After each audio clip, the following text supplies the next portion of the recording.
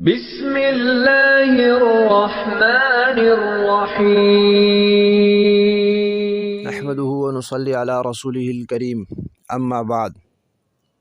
الاحسان academy اسلامی عقائد course حصہ دوم، صفحہ نمبر 18، 8واں عنوان چل رہا ہے انبیاء کی عصمت اور پاک دامنی۔ ایک سوال یہ پیدا ہوتا ہے کہ اگر نبی معصوم ہوتے ہیں، ان سے کوئی گناہ نہیں ہوتا، تو پھر نبی استغفار کیوں کرتے ہیں؟ ان کے استغفار کا تذکرہ قرآن پاک میں موجود ہے۔ تو اس کا جواب یہ ہے کہ پہلی بات تو یہ ہے کہ اللہ تعالیٰ کی جو ذات ہے وہ بے نیاز ذات ہے، تو اس کے سامنے ہر انسان کو عاجزی کا اظہار کرتے رہنا چاہیے، ڈرتے رہنا چاہیے۔ تو اس انکساری کے اظہار کے لیے، عاجزی کے اظہار کے لیے انبیاء استغفار کرتے رہے۔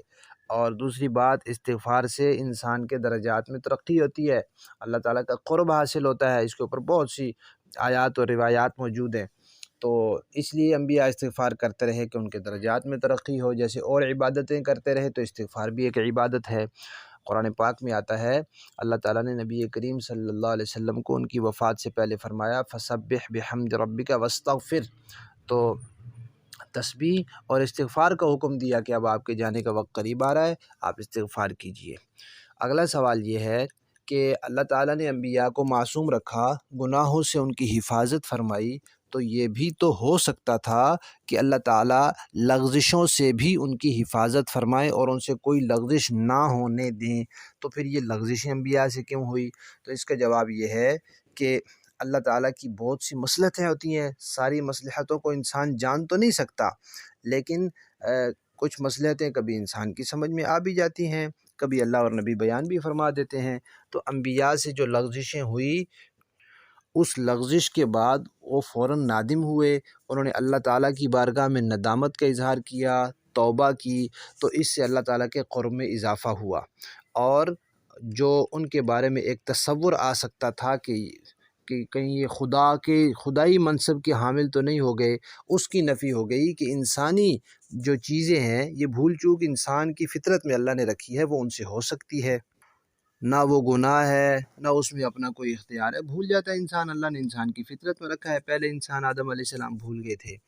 پھر یہ سوال ہوا کہ اس کا تذکرہ قرآن میں کیوں آیا؟ جواب اس لیے کہ انبیاء امت کے لیے نمونہ ہیں، ان کی لغزشیں قرآن میں آئیں، تبھی لوگوں کو پتہ چلا کہ انبیاء سے لغزشیں ہوئی ہیں، لہذا نہ یہ خدائی شان کے حامل ہیں، نہ یہ فرشتے ہیں، یہ انسان ہیں۔ انسانوں کو جو چیزیں لاحق ہوتی ہیں، ان کو بھی لاحق ہو جاتی ہیں، ایک بات۔ دوسری یہ کہ انبیاء سے جب لغزشیں ہوئی تو پھر انہوں نے کیا طرز عمل اختیار کیا؟ ندامت کا اظہار کیا، توبہ استغفار کی۔ تو انسان سے جب کوئی غلطی ہو جائے، کوئی نافرمانی ہو جائے، گناہ ہو جائے کسی انسان سے، انبیاء سے گناہ تو نہیں ہوتا، لیکن انہوں نے لغزش کے بعد بھی توبہ کا راستہ اختیار کیا، تو امتی کو گناہ کے بعد بدرجہ اولا ندامت اور توبہ کا راستہ اختیار کرنا ہوگا۔ اور اگلی بات یہ کہ اللہ تعالیٰ نے جب انبیاء کی معمولی لغزشوں کو بیان کر دیا، خلاف اولا کو بیان کر دیا، تو اس سے پتہ چلا کہ اگر ان کا کوئی گناہ ہوتا تو وہ بھی اللہ تعالیٰ ضرور بیان کرتے۔ اور اللہ تعالیٰ نے یہ بیان کر کے لوگوں کو بتا دیا کہ انبیاء کی اتنی معمولی درجے کی چیز بھی اللہ تعالیٰ کے ہاں قابل تنبیہ ہے۔ اگر کسی نبی سے کوئی گناہ ہونا ہوتا تو وہ کتنا بڑا قابل گرفت ہوتا۔ تو اس سے انبیاء کی عصمت اور معصومیت کا پتہ چلا۔ تو نبیوں کا استغفار کرنا عاجزی کے اظہار کے لیے اور درجات کی ترقی کے لیے، اور ان سے جو لغزشیں ہوئی تاکہ ان کے بارے میں یہ تصور نہ ہو کہ وہ نبی وہ خدا ہیں یا فرشتے ہیں، اور قرآن میں ان کا تذکرہ آیا امت کے لیے تاکہ وہ بھی کسی غلطی کے بعد وہ طریقہ اختیار کریں جو لغزش کے بعد انبیاء اختیار کرتے ہیں، اور یہ بھی پتہ چل جائے کہ نبی جو ہیں وہ معصوم ہیں، ان سے گناہ نہیں ہوتا۔ اس کے بعد آدم علیہ السلام کا قصہ ہے کہ اللہ نے ان کو، حضرت حوا کو منع فرمایا تھا کہ آپ نے فلاں درخت کے قریب نہیں جانا۔ اب شیطان ان کا دشمن تھا، وہ تاڑ میں تھا، اس نے پھر بہکایا کافی عرصے بعد۔ بہکایا کیسے؟ اس نے کہا جی کہ جب آپ نئے نئے آئے تھے اس وقت آپ کے اندر صلاحیت نہیں تھی اس کو کھانے کی، جیسے کوئی چیز کھانے کی بچے میں صلاحیت نہیں ہوتی، اب وہ صلاحیت پیدا ہو گئی ہے، اب یہ آپ کو نقصان نہیں دے گا۔ اللہ نے تو اس لیے منع کیا تھا کہ اس وقت وہ آپ کو نقصان دیتا۔ اب آپ اتنا عرصہ جنت میں گزارا ہے، اب آپ اس قابل ہو گئے ہیں، آپ یہ کھا سکتے ہیں۔ تو اللہ تعالیٰ کی جو ممانعت کی مدت تھی وہ ختم ہو گئی ہے۔ ایک اس نے یہ جھوٹ بولا، پھر اس نے اس پر اللہ کی قسم کھائی، تو آدم علیہ السلام اس کی وجہ سے مغالطے میں آ گئے۔ تیسرا اس نے یہ کہا کہ یہ ایسا درخت ہے کہ آپ اس کو کھا لیں گے تو آپ ہمیشہ ہمیشہ اللہ تعالیٰ کے قریب رہیں گے۔ تو اللہ تعالیٰ کی محبت میں اللہ کا قرب حاصل کرنے کے لیے شیطان کی جھوٹی قسم کی وجہ سے انہوں نے وہ کھا لیا، اور یہ بات بھول گئے کہ اللہ تعالیٰ نے تو کوئی مدت بیان ہی نہیں کی تھی۔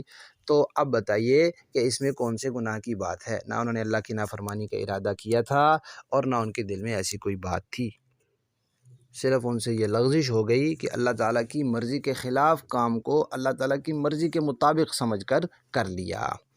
اور اللہ تعالیٰ نے اس پر تنبیہ کیوں فرمائی؟ اس لیے کہ وہ نبی تھے اور نبی کی شان بہت بلند ہوتی ہے، تو ان کی شان کا تقاضا یہی تھا کہ اس پر اللہ تعالیٰ تنبیہ فرماتے کہ آپ کو تو چاہیے تھا کہ آپ زیادہ غور و فکر کرتے کہ اللہ نے جو مجھے حکم دیا ہے اس میں کیا کوئی مدت بیان ہوئی ہے یا نہیں۔ آپ کا اس طرف دھیان نہیں کیا، آپ نے اس طرف دھیان نہیں دیا، تو یہ آپ سے لغزش ہوئی، اس کی وجہ سے اللہ تعالیٰ نے تنبیہ فرمائی۔ اب موسیٰ علیہ السلام کا قصہ ہے کہ ان سے قتل ہو گیا، لیکن پہلی بات تو یہ ہے کہ انہوں نے اس قتل کا ارادہ نہیں کیا تھا، انہوں نے تو اس کو ایک مکہ مارا تھا اس کی تنبیہ کے لیے۔ بھلا مکے سے تو کوئی آدمی نہیں مرتا، لیکن اس کی موت کا وقت آیا تھا، وہ مر گیا۔ دوسری بات یہ کہ وہ حربی کافر تھا، اور حربی کافر کو مارنا شریعت میں کوئی منع نہیں ہے۔ زیادہ سے زیادہ یہ کہہ سکتے ہیں کہ یہ کام خلاف اولا ہے، مارنا بھی جائز تھا، نہ مارنا بھی جائز تھا، مارنا جو ہے وہ خلاف اولا ہو گیا، یہ زیادہ سے زیادہ کہہ سکتے ہیں۔ لہذا نہ یہ کوئی گناہ ہے نہ کوئی نافرمانی ہے۔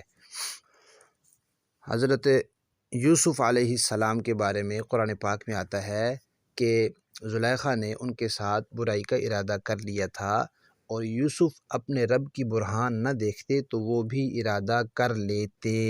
اس سے پتہ چلا کہ ارادہ انہوں نے کیا نہیں تھا، اور نبی جو ہوتا ہے وہ گناہ کا ارادہ کرتا ہی نہیں ہے۔ اب سوال یہ ہے کہ یہ جو اللہ نے فرمایا کہ رب کی برہان نہ دیکھتے، تو وہ رب کی برہان کیا ہے؟ تو علماء نے لکھا ہے کہ رب کی برہان وہ ان کا اندر کا نور ہے، وہ اندر کا عصمت کی صفت ہے، وہ اندر اللہ کی محبت ہے، اپنے ضمیر کی آواز ہے جو اللہ نے رکھی ہوتی ہے، اور عصمت انبیاء کے اندر رکھی ہوتی ہے، ضمیر کی آواز اور نور باطن ہر انسان میں رکھا ہوتا ہے۔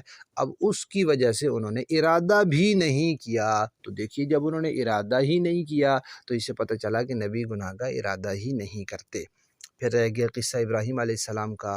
ان قوم نے ان سے کہا کہ ہم میلے پر جا رہے ہیں، قوم چلی گئی، وہ نہیں گئے، اور ان کے بتوں کو توڑ دیا اور کلہاڑا بڑے بت کے کندھے پر لٹکا دیا۔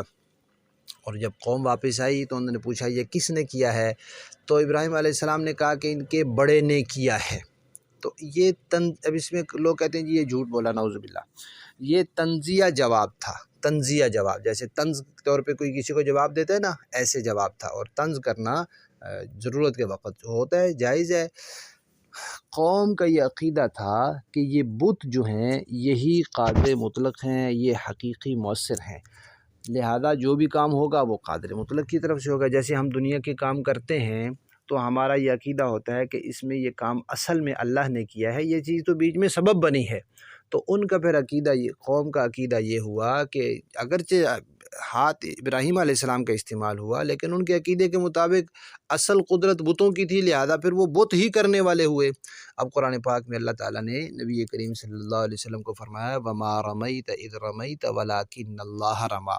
اب ریت تو نبی کریم صلی اللہ علیہ وسلم نے اپنی مٹھی مبارک سے پھینکی تھی، اللہ فرما رہے ہیں آپ نے نہیں پھینکی، حضور نے پھینکی تھی، اللہ فرما رہے ہیں آپ نے نہیں پھینکی۔ کس نے پھینکی؟ اللہ نے پھینکی، تو اللہ نے اس کو مؤثر حقیقی کی طرف منسوب کیا، حالانکہ حضور نے پھینکی تھی۔ تو یہ مؤثر حقیقی کی طرف نسبت کے اعتبار سے ابراہیم علیہ السلام نے کہا تھا، لہذا یہ کوئی جھوٹ نہیں ہے، قوم کے عقیدے کے مطابق جواب دیا ہے، اور یہ تنزیہ جواب تھا جو ان کو سمجھانے کے لیے تھا۔ باقی رہا قصہ حضرت یونس علیہ السلام کا کہ وہ اپنی بستی سے چلے گئے اور پھر کشتی میں سوار ہوئے، اور پھر ان کو مچھلی کے پیٹ میں رہنا پڑا۔ تو پہلی بات یہ ہے کہ یونس علیہ السلام، ہم نے یہ پڑھا ہے کہ گناہ وہ ہوتا ہے جس میں اللہ تعالیٰ کے حکم کی مخالفت ہو، خلاف ورزی ہو۔ یونس علیہ السلام کو اللہ تعالیٰ نے حکم نہیں دیا تھا کہ آپ نے اس بستی میں رہنا ہے، یہاں سے نہیں جانا۔ جب اللہ نے کوئی حکم ہی نہیں دیا تھا تو پھر ان کا بستی سے جانا اللہ کے حکم کی خلاف ورزی کیسے ہوئی؟ اگر حکم ملتا پھر وہ جان بوجھ کر اس کی خلاف ورزی کرتے تو تب گناہ شمار ہوتا۔ اب سوال یہ پیدا ہوا کہ جب وہ گناہ ہی نہیں تھا تو پھر وہ اللہ تعالیٰ نے اتنا عرصہ ان کو مچھلی کے پیٹ میں کیوں رکھا، یہ تنبیہ کیوں ہوئی؟ تو جواب وہی ہے کہ وہ نبی تھے، نبی کی شان بہت بلند ہوتی ہے، اس شان کا تقاضا یہ تھا کہ ان کو تنبیہ کی جائے کہ اگرچہ اللہ تعالیٰ کی طرف سے حکم نہیں تھا کہ آپ نے یہاں رہنا ہے، لیکن بہرحال آپ کو اللہ کے حکم کا انتظار کرنا چاہیے تھا۔ جیسے نبی کریم صلی اللہ علیہ وسلم نے بدر کے قیدیوں کے بارے میں فیصلہ فرمایا تھا، اللہ تعالیٰ کا کوئی حکم نہیں آیا تھا کہ قیدیوں کے ساتھ کیسا معاملہ کرنا ہے۔ اللہ تعالیٰ حضور کے فیصلہ کرنے سے پہلے اپنا حکم بھیج سکتے تھے، اللہ نے نہیں بھیجا، حضور کو گنجائش رکھی، تو اسے پتہ چلا کہ اجتہاد کی گنجائش ہے، حضور نے اپنے اجتہاد سے فیصلہ کیا اور ان قیدیوں کو فدیہ لے کر چھوڑ دیا۔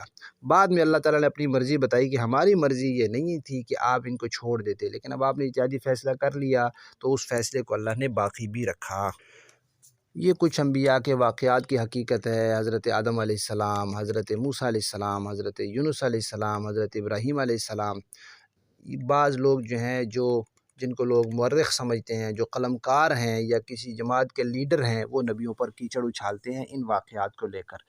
تو یہ یاد رکھیے کہ کوئی مورخ ہو، کوئی قلم کار ہو، کوئی لیڈر ہو، کوئی مولوی ہو، اگر وہ نبیوں پر کیچڑ اچھالے تو ایمان کا تقاضا یہ ہے کہ اس سے علیحدگی اختیار کر لیجئے، اس سے، اس کے نظریات سے، اس کی جماعت سے، اس کی پارٹی سے بالکل علیحدگی اختیار کر لی جائے، اور اس نبیوں پر تنقید کرنے والے کا دفاع کرنے کے بجائے اللہ کے نبیوں کا دفاع کیا جائے۔